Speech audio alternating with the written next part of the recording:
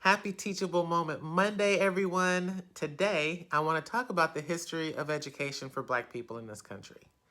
Um, Last week, I spoke on a panel for white allies, and one of the questions was to help the group understand what microaggressions look like and kind of how they hit us.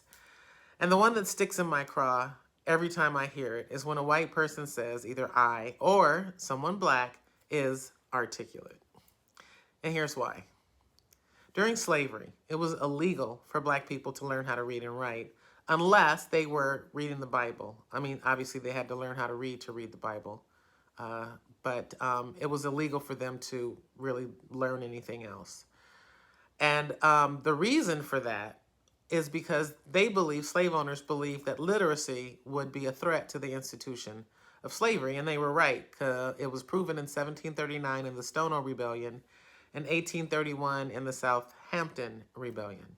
The Stonewall Rebellion was led by a man named Jimmy, also known as Cato, who was a literate African, and it took place in South Carolina on September 9th, 1739. The result of that was the Negro Act of 1740, which basically eliminated all the privileges that the enslaved Africans had. So they could no longer grow their own food, assemble in groups, earn their own money, or learn how to read.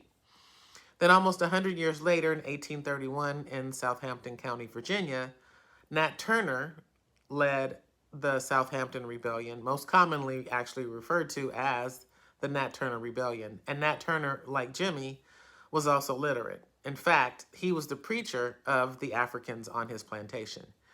And his rebellion, being one of the most deadly, led to a new wave of oppressive legislation prohibiting the education, movement, and assembly of all enslaved Africans.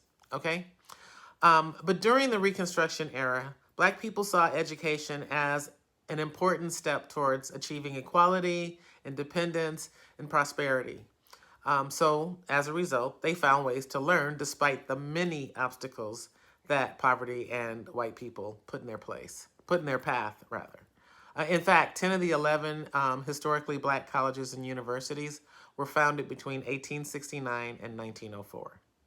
Here's my point. When a white person says so-and-so is articulate about a Black person, especially when it was in reference to our first Black president, it hits us as an insult, as if you're questioning our ability to effectively express ourselves, like we're supernatural or something.